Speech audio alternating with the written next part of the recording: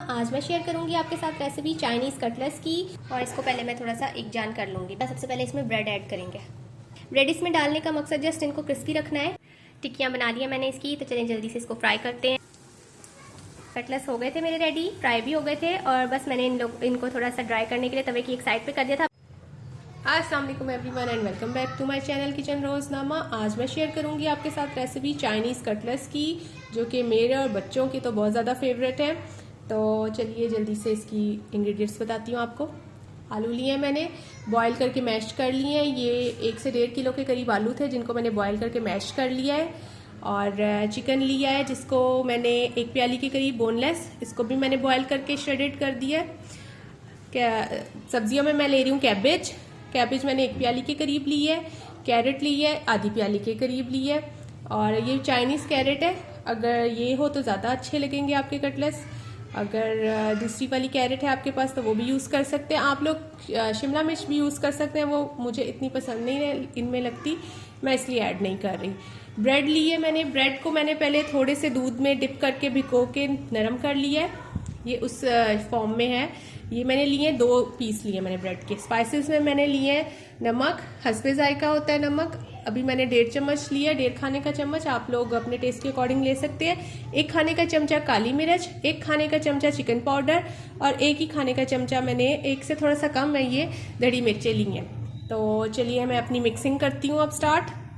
सबसे पहले हम यहाँ पर एक बड़ा सा बॉल ले लेंगे, जिसमें हम अपने आलू ऐड करेंगे, आलू का पेस्ट।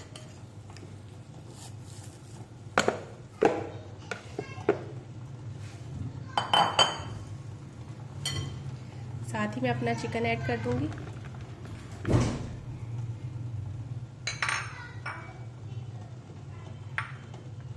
और इसको पहले मैं थोड़ा सा एक जान कर लूंगी, मिक्स कर लूंगी।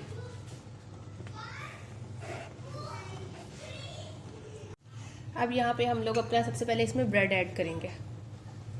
ब्रेड ऐड करके भी मैं इसको मिक्स कर लूंगी अच्छी तरह इसमें।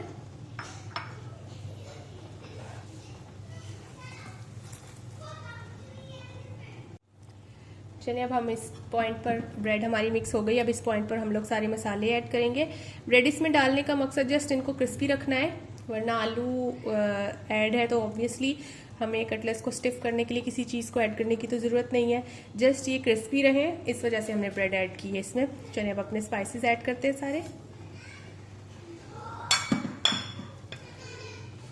अच्छा, इस पॉइंट पर मैं इसमें थोड़ा सा 4 से 5 खाने के चमचे सोया सॉस भी ऐड करने लगी हूँ, और थोड़ी सी ये चिली सॉस भी, जो कि मैंने पहले मेंशन नहीं किया था। ये देख रहे हैं, मैं आपके सामने करके दिखा रही हूँ। ये 2 खाने के चम्मच के करीब मैंने ऐड किए। और अब इन मसालों को भी एक दफ़ा अच्छी तरह मिक्स कर लेंगे। वेजिटेबल को हम सबसे एंड में मिक्स करेंगे।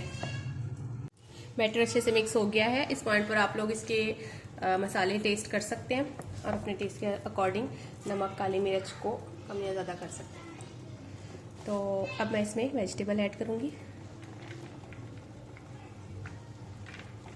थोड़ी थोड़ी करके इसको मिक्स करूँगी, क्योंकि कोशिश करें वेजिटेबल टूटे नहीं।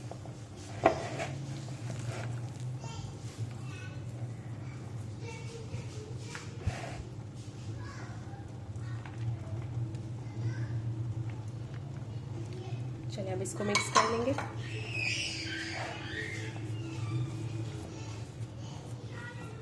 कटलेट्स का बैटर मेरा बिल्कुल रेडी है, और मेरे टेस्ट के अकॉर्डिंग इसमें मसाले भी बिल्कुल ठीक है। अब जल्दी से इसकी टिक्कियाँ बनाते हैं, मैं आपको फ्राई करके दिखाती हूँ। टिक्कियाँ बना ली है मैंने इसकी, तो चलिए जल्दी से इसको फ्राई करते हैं। आप लोगों की मर्जी, आप लोग ब्रेड क्रम्स लगा के भी कर सकते हैं। मैं यहाँ पे अंडा लगा के फ्राई करूँगी।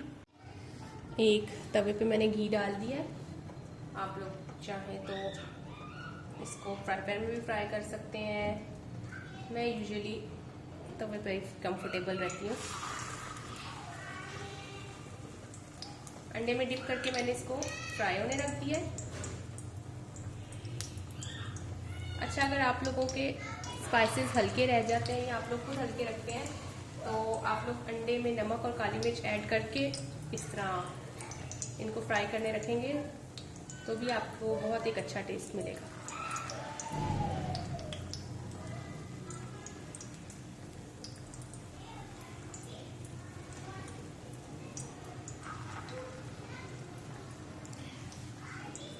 नॉर्मल से फ्लेम पे हम लोगों ने इसको फ्राई करना है। साइड्स देख लेंगे, इनकी पलट देंगे एक दफ़ा चेक करके, क्योंकि ऑलरेडी सब कुछ इसमें कुक्ड है। इसको जस्ट हमने एक कलर ही देना है।